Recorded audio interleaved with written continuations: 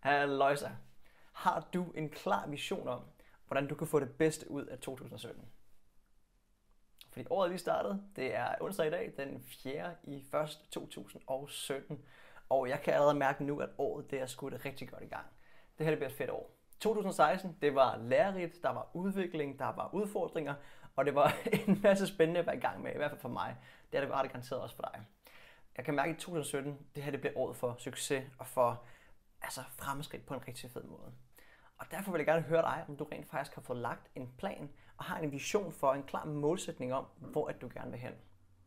Du ved godt det her sikkert, og du ved godt allerede, at når man har en klar vision om, hvad er målet, hvor er det man skal hen, så gør det så meget nemmere at gå de skridt derhen af os.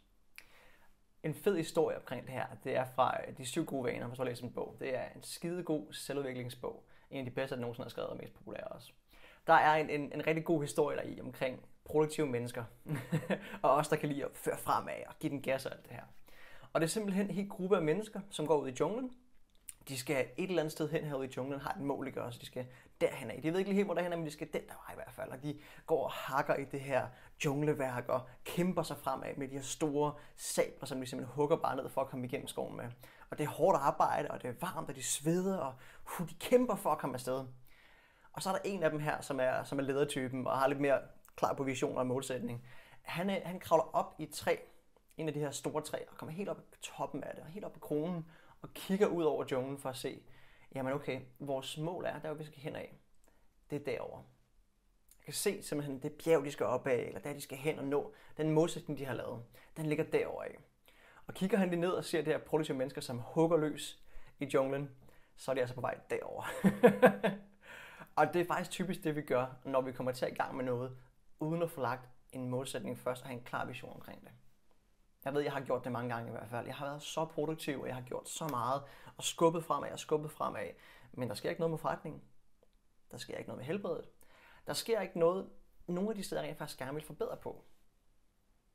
Og det er typisk fordi, at vi kommer til at gå den forkerte retning, og tonste ud af med fuld fart på, men det er den forkerte sti. Så nogle gange så er vi nødt til lige at klatre op i toppen af kronen og se ud over, hvor er det, vi gerne vil hen.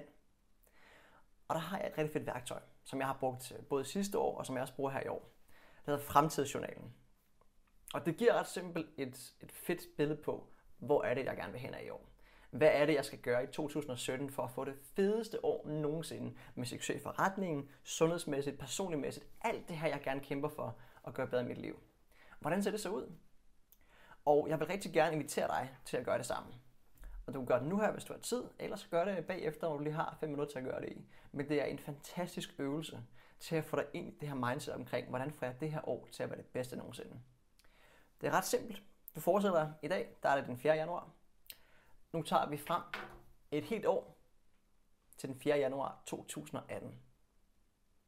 Og når du er her den 4. januar 2018, og du ser tilbage på året, der har været, kigger tilbage på alt det, der er sket, alt det, du har opnået i løbet af det her år. Hvad er det så for nogle ting, som du har været taknemmelig for at opnå? Hvad er det for nogle ting, du har gjort? Så simpelthen, hvad har du nået i året? Forestil dig, et år i fremtiden, vi rejser lidt derhen, trykker på knappen, vi er den 4. januar 2018, og vi har overstået hele det her år. Drømmescenariet, hvad har vi så opnået?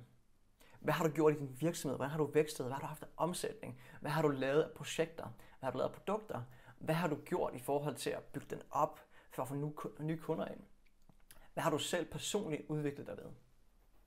Alt det her. Prøv at få et billede af, okay, når jeg ser tilbage på det sidste år, hvad har jeg gjort, der var helt fantastisk? Hvad har jeg opnået? Og her må du gerne være lidt ambitiøs, fordi drømmen, det er godt nogle gange at have det sat lidt højt. Fordi det er godt, at man skyder efter månen, men så rammer det mindste stjernerne, hvis man misser. Så selvom man misser, så rammer man altså alligevel stjernerne. Og det er noget, jeg også går meget op i. Altså sæt målet højt, sæt ambitionerne højt, fordi om igen, så udvikler du dig helt vildt og lærer en masse ved det.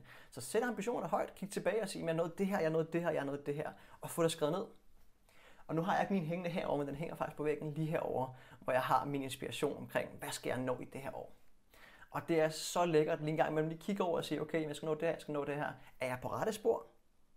Lige klatre op i kronen, lige kigge rundt. Er jeg på rette spor til, hvor jeg gerne vil hen?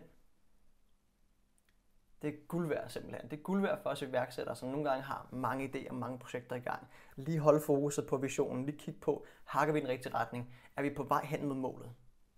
Og så er det selvfølgelig også pissehammerende inspirerende.